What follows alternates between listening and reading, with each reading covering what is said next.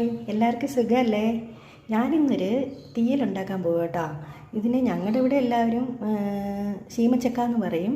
മറ്റുള്ളവരൊക്കെ എന്താ പറയണമെന്ന് എനിക്ക് അറിയുന്നുകൂടാ. അറിയാവുന്നവരൊന്ന് കമൻറ്റ് ചെയ്യണേ. തൊലിയെല്ലാം കളഞ്ഞു വൃത്തിയാക്കി ക്ലീൻ ചെയ്തു. വെള്ളത്തിൽ തന്നെ ഇടണം കേട്ടോ, ഇല്ലെങ്കിൽ കറുത്ത് പോകും. ഇങ്ങനെ ഇരിക്കും, കണ്ടില്ലേ? ഇതേമാതിരി.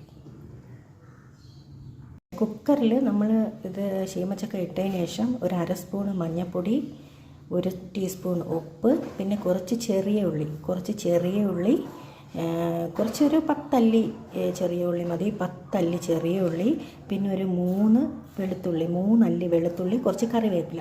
ഇത് ഇത്രയും ഇട്ടതിന് ശേഷം നമ്മൾ മീറ്റ് മസാലയും കൂടി മിക്സ് ചെയ്യണം. 1 സ്പൂണ് മീറ്റ് മസാല അതും കൂടി ഇടുമ്പോഴത്തേക്കും നമുക്ക് കുറച്ച് നല്ലൊരു ടേസ്റ്റ് കിട്ടും. വെജിറ്റബിൾ മസാല എനിക്ക് പവിഴം റൈസ് വാങ്ങിയപ്പോൾ ഫ്രീ കിട്ടിയതാണ്.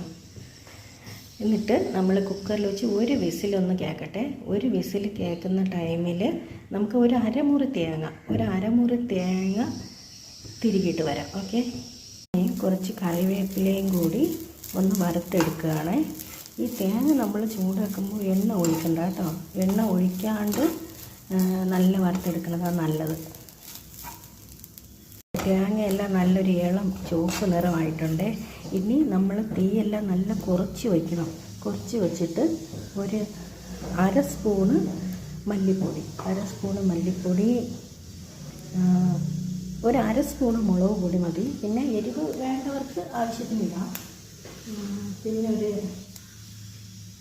മീറ്റ് മസാല, നമ്മൾ നേരത്തെ ഇട്ടില്ലേ മീറ്റ് മസാല, അതിലൊരു അര സ്പൂണ്. പിന്നെ നമ്മുടെ കാശ്മീരി ചില്ലി. നമ്മുടെ ശീമച്ചക്ക നല്ലോണം വെന്തിട്ടുണ്ട്. അപ്പോൾ ഇനി ഞാൻ ആ തേങ്ങ നന്നായിട്ടൊന്ന് അരച്ചിട്ട് വരാം കേട്ടോ. നല്ല മഷി പോലെ അരച്ചെടുത്തിട്ടുണ്ട്. പക്ഷെ നമ്മൾ അരയ്ക്കുന്നതിന് മുന്നേ ശ്രദ്ധിക്കാനുള്ളൊരു കാര്യം, നമ്മൾ ആദ്യം ഈ വറുത്ത തേങ്ങ ഇട്ട് അരയ്ക്കുന്ന സമയത്ത് വെള്ളം ഒഴിക്കരുത് കേട്ടോ. നല്ലൊന്ന് പൊടിയണം. പൊടിഞ്ഞതിന് ശേഷം മാത്രം വെള്ളം ഒഴിച്ചിട്ട് നല്ല മഷി പോലെ ഇങ്ങനെ അരച്ചെടുക്കണം. അരപ്പ് ഇതിനകത്തോട്ട് ഒഴിച്ച് ജസ്റ്റ് ഒന്ന് തിളയ്ക്കണ്ട, ഒന്ന് ചെറുതായിട്ടൊന്ന് ചൂടായി വന്നാൽ മതി.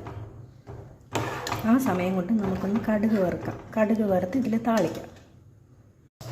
ഇനി കടുകൊന്ന് വറുക്കുകയാണ്. ഞാൻ കുറച്ച് എണ്ണ മാത്രമേ ഉപയോഗിക്കുള്ളൂ. എന്തിനും ഞാൻ ഒരുപാട് എണ്ണ യൂസ് ചെയ്യില്ല. കുറച്ച് എണ്ണയിൽ കുറച്ച് കടുക്, കറിവേപ്പില, പിന്നെ വറ്റൽമുളക് വേണമെന്നുള്ളവർക്ക് വറ്റൽമുളകും കൂടി ഇടാം കേട്ടോ. ഇത് ഞാൻ താളിക്കുകയാണ്.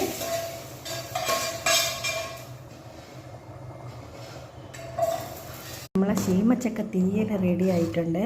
എല്ലാവരും ഒന്ന് ട്രൈ ചെയ്ത് നോക്കണം കേട്ടോ. നല്ല ടേസ്റ്റാണ്.